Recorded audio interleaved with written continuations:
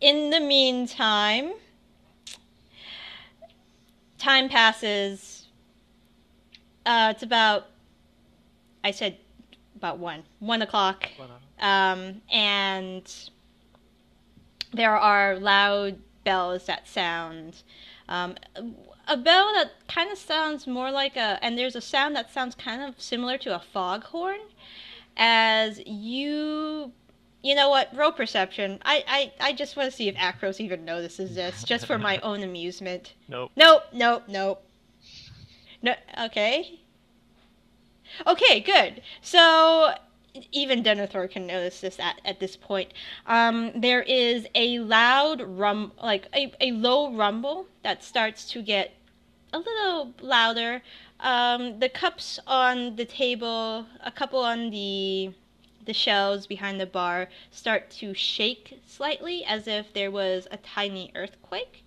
And through one of the windows, you could probably see outside there is a large ship with a large balloon attached to it and wings on the side and large engines in the back spewing black smoke come for a more or less gentle landing. Um, the denizens of the establishment don't look too surprised, and Acros, you don't notice this at all. You're wondering why your mug ended up here to here. You're I not. think I'm drinking too much. and there is a tall, shortly after, about 10-15 minutes after, there is a tall, red-headed elven woman that walks through the bar. She has a huge scar on the left side of her face. It looks like a huge hook-shaped scar that starts from her forehead, ends to the corner of her lip. Bright red hair down to her waist, curly, and she is wearing an eye patch. And there's a parrot on her shoulder.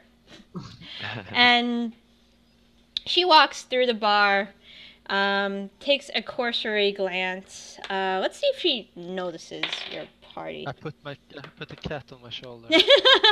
And the cat kind of just sits there, upright, sees the parrot, and you think he's trying to mimic him. He just stands upright, and It's perfect. yeah, and the cat starts like, when a cat sometimes when a cat tries to chase something, it kind of chitters a little bit. It does that chittering sound.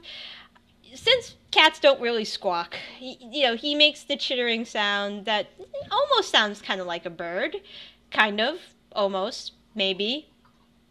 A weird bird. furry bird. And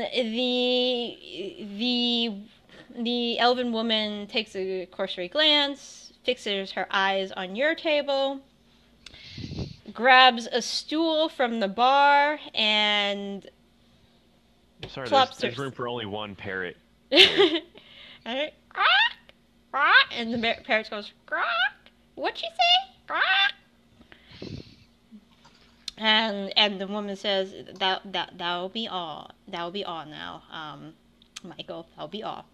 And she says, "My name is Captain Grenell. I am the captain of the Ifrit. The big hunker that's outside.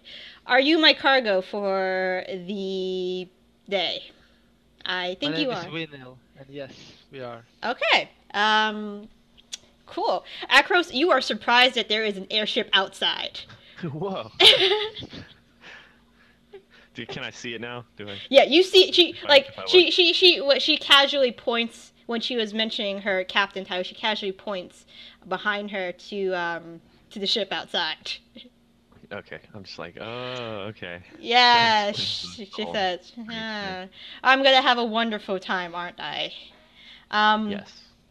I go and gently wake up Julie. Okay, and it's like, "What?" And she's like, "What? What happened? Are we getting attacked? Where? What?" Oh. Hi. Hey! Denethor, you remember when she was training you? She's a good mentor, but she left you to your devices a lot. Like, she would tell you, okay, I'm not going to train you on the next step until you shoot one of those fireflies out of the air. And she would just leave you for days. And then when you finally did it, she would be like, oh, I told you to do that? Oh, I was just fucking around. What, you think I'm serious? She's kind of that kind of mentor, but you know, she does step up when you like, you know, when she needs to. So she you know, she's darting around and she fixes her eyes on the elven woman and she's like, oh, I guess our ride is here by, you know, stereotypical McCaptain face here. And the elven woman kind of just, they start having a little stare down with each other. Is anybody going to interject, or would they just like to see the show continue? I think it's well, we have a lot of people that's gonna be on board, and we have some cargo, some dragon skin and bones. Ah, okay. All right, awesome. I will tell my crew to pack up what you got. If you could tell the rest of your comrades that we'll be leaving within 30 minutes. I don't like staying in Dragon Country too long. I have had a couple tangos with those creatures, and let's just say they're much faster than my ship can fly. So I just want to get you guys out of here as fast as possible, and you know, we should be at Leona within the day. I should be able to get you to Wingfall within 2 days, if the wind is good. We're having a gentle southern breeze, so that helps. Well, a western breeze, so yeah, that helps. And she starts doing, you know, calculations in the air. That sounds good. Okay. I stand up and move. Okay. To get the other people. All right. Awesome. Julie turns to Denethor and says, "You travel light, right?" Denethor. Yes. Okay. Yes. What does that mean, actually? Sorry, I'll turn it means that you don't have a lot of baggage when you're traveling. If usually you've been trained by the rangers to, you know, travel light, you know, so you can go quickly from place to place. You are a bow ranger, so your focus was mostly, you know, dexterity, you know, doing things very quickly, that kind of thing. The dog named Black Dog, because, you know, people aren't creative, you know, looks up at Julie and, you know, he kind of nudges her, and she says, I'm gonna go on the ship. I'll be probably asking for a seat in the crow's nest or something. I'll be there. Just come and find me afterwards. If there's any important news that I'm missing, if there's any world-shattering events, like I have to help save the world again. And Denethor, she goes, you've heard of these, you know, you've been on these tirades. She's done a lot for Maru. She's been around since she's been in the Ranger commune for about 25 years, since she was 9. So she's been put through a lot of shit, but at the same time she pushes back and gives a lot of shit to like whoever's working with her. But yeah, she goes on a about 2-minute tirade about saving the world and something about, you know, Chosens of Vecna and whatnot, and having to fight abominations. And then she's like, all right, I'm gonna go now. And she gets up, very shakily, the Black Dog steadying her. And Black Dog is about the size of a Labrador. He looks like a black lab. And they just slowly start walking out with Black Dog guiding her. And the captain says, so we got 2 rangers, 3 druids, one tiefling, 3 nobles. Fighter. I'm you. sorry. She says, "I'm sorry. I can't tell what you do for a living. I mean, do you have your weapons with you? Did the great sword on my back, I don't know. You could have been give a it away? barbarian. I'm not going to judge. Fair enough, Why should I fair judge you? I Okay, mean, are you alright. judging me? Do you have a problem with me? Yes. Huh? Yes. Okay. No, I'm not. I don't have a problem. but I'm Really? judging. Okay, whatever. All right. I might just put you in the cargo hold. I She. whisper to Acros. She likes you. Oh, okay. All right. Thanks. Oh yes, and Third time's the charm. and she's like, all right, I'll see you on in a second.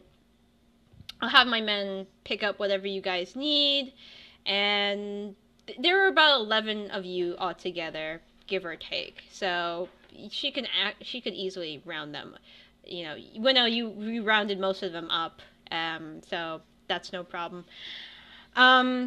All right, and is there anything you guys want to pick up before you get on the airship? It's going to be a 2-day ride. You might want some snacks, or extra ammunition, or potions, anything Why like would we that. need that? It would be a safe yard. No, yeah, of course, it's so safe here in Dragon Country, in the middle of a war, and the skies are as clear as day. Because pirates don't have ships like this either. I mean, come I on. probably want to pick up some ammunition if I'm able to. Yeah. This town is a military town for the most part, so yeah, they're always cranking out arrows and bolts or whatever you're using as a long-range Anything weapon. else? All right, yeah, Yeah. easily. Can I get I think I restock on arrows to replace those who broke in the last fight. All right, that's perfect point. They have like a surplus of arrows. They're always cranking them out. Acros? I think maybe just food. Make sure we're all set. Yeah, like drink. some jerky, some some Yeah. There you go. dried cheese and biscuits. Yes. What? if I can ask you this out of game, I know I'm breaking a bit of character, but can you tell me your classes so I'm not Oh yeah. like terribly lost? So I'm not No, go ahead. No, dude, it's cool. Like, give me a brief character. Yeah, you should. I should have went over this too. So go ahead. Introduce Right. yourselves. I'm Hwinnil and I'm a wood elf, female, and I'm a druid. I dress a bit like a ranger, you could say, because I have a leather armor and I use a bow mainly. So I don't walk around with a staff or something like that. I use a bow. I have red long hair, or copper, more a copper color. And kind of tall as well to be a female, so almost 6 feet, but not all the way, so almost 1.8 meters. What more to say about the character? You have a cat. I have I have an orange cat with me that I'm calling. That's named Orange Cat because people can't come up with good names. You should name him Garfield if he's alright. Well, It was not me that named it actually. yeah, a 9-year-old girl named the cat. At least the parrot isn't Red Parrot. You don't know them. Do we? Well, his name was I think she called it Michael. Yeah, the captain called him Michael. And Michael is a red macaw, so big, huge bird. You notice that Orange Cat was kind of looking at it like, do I eat it? Do I try to eat it? It's kind of like it's as big as me, but can I eat it? And Acros, what do you look like, man? I'm a tiefling fighter, fairly tall, with kind of shortish black hair and golden eyes, and I have big horns that kind of go straight. They don't curve or anything weird. They just like go straight back. And yeah, I have a great sword on my back. I have 2 hand axes, kind of on my belt, and then I'm wearing chainmail with the insignia of the Wingfall militia on it, which is That what I was might doing come before that might come in handy where you're going, but it depends if their insignia has changed within the last 36 years. That's true. Yeah. But I don't know if think you. would think I of don't. that, yeah, I don't think. I don't wouldn't know have if the you think of foresight it. yeah. I don't know if you're gonna think of that. Okay. So arrows, and food and stuff. All right, easily done. It all goes on Tester's tab, which apparently the waitress is grumbling about because he hasn't paid his tab in 3 months. But it's a large tab at this point. But she figures, whatever. he's done some things for us. Was okay. So you gather your things, you gather your compatriots, and you head onto the ship. Like I said, the ship it's not representative in the picture, but there is a large balloon on the ship. It's not made of hydrogen. That would be bad, especially in Dragon Country. We don't want a Hindenburg disaster. It's probably a mixture of helium and magic at this point. And as we know, helium's a noble gas, so it won't explode on flammable contact, hopefully. Yeah, sure. Yeah, I knew that. Yeah, Totally knew that. yeah. I totally knew that, yeah. So you get up. You notice that Grenel's crew is a fair mixture actually of halfling, elf, dwarf, and human. You spot maybe a tiefling, maybe a dragonborn here or there, maybe a couple of gnomes with steampunk-like goggles and wrenches on their belt, like darting to and fro, banging on the engines. And the deck is fairly clean. It's been retarred, and the area is kept fairly neat. There is the large engine in the middle of the ship that seems to be coal driven, hence why there's a shit ton of black smoke coming from the engine. Well, not the engine itself, but from the exhaust pipes in the back. Luckily, there are a couple fans there that have the smoke blow away off the deck. It was a last minute fix. It used to be over the entire deck, and people complained about secondhand smoke, bronchitis issues, because yeah, we gotta worry about your health while you're on this ride too. And she waits about 30 minutes. The captain sees that everybody's on board. She brings down the foghorn again, and you hear the engine in the middle start to rattle very, very, very shakily. It's as if the bolts on the side are barely holding it in place at this point. But, the engine goes. There are a few burly guys shoveling coal into the engine itself, and slowly but surely, and from the heater, the heat starts rising up. And what are you guys doing during this time? Arcos, what are you doing? Are we on the ship? You are on the or- ship. You're probably on the Okay. ship at this point. Okay, I'm probably just admiring the view. Okay. Kind of just watching the crew work, maybe. Okay, Just cool. standing on the edge. Cool. I I'm need... actually... I'm Yes? sorry. Yep, go No, ahead. Go ahead. No, go ahead. Because I was going to describe my action because I thought it would be finished already. If you were gonna do something. Oh, basically, I'm trying to see if I can find any maps. Okay. That I can The captain cover. has plenty of maps. If you request it, she's like, yeah, what do you need a map of, sir? I would like a map of the place we're going to, I guess. Yeah, sure. So if And, you... and also a map that can describe the way. The way is not a current word. Yeah, there Yeah. is... So if you look under... I don't know if you... Trajectory, I guess.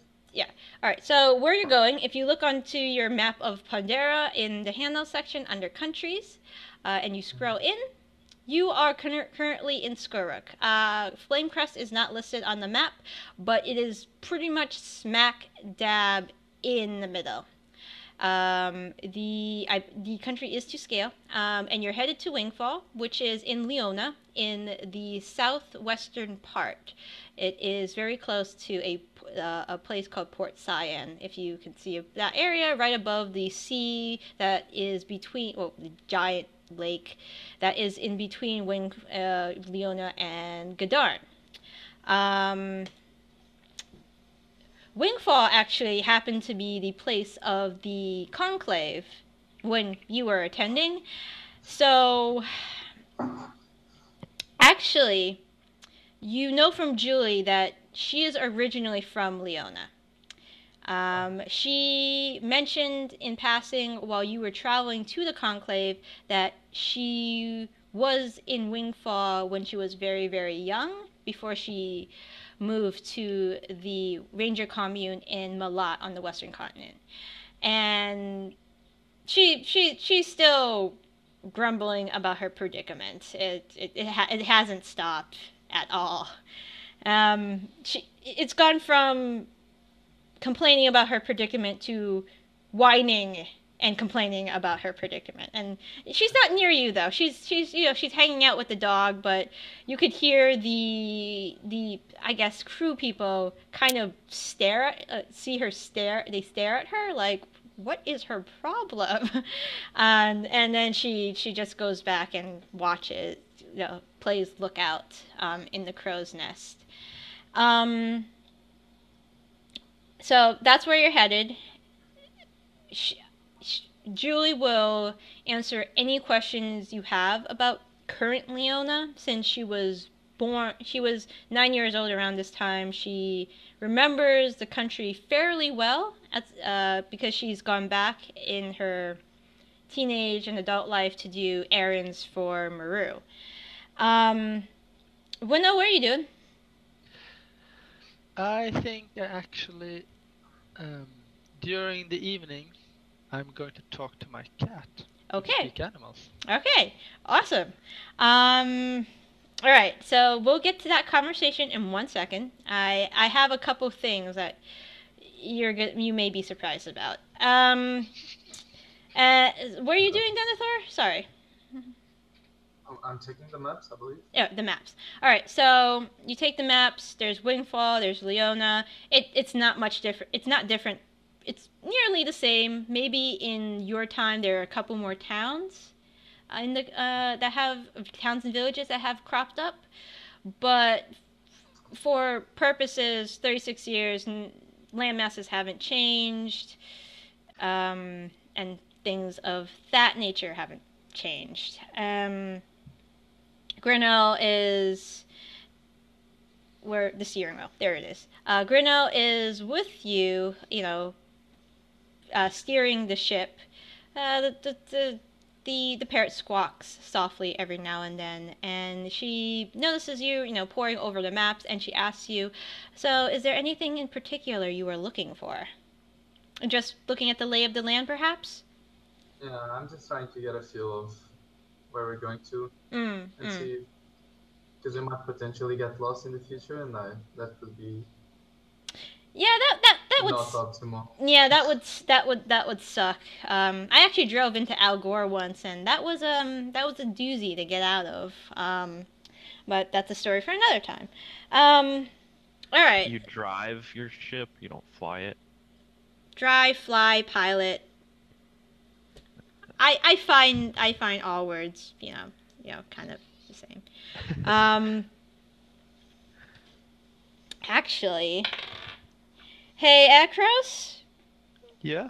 There is a big, no, not big, but a stocky, burly dwarf with a gray beard, bald head, tattoos on his chest, on his arms, some on his knuckles. You can't quite see what they say. And he kind of strolls up to you and he says, "What are you just standing around here for? Get a shovel, get to work." I say, "Hey there, little buddy." I pat him on his head. And he is, you might not notice this. You might have to roll insight, because that is your best skill. But he starts fuming. Oh shit. he starts fuming. He is like, who are you calling little buddy? And he shoves a metal shovel into your hands and says, get to work. Okay, I'll show you how it's done. Do you know what compartment Kind you've been watching them, so you know what compartment the coal goes into.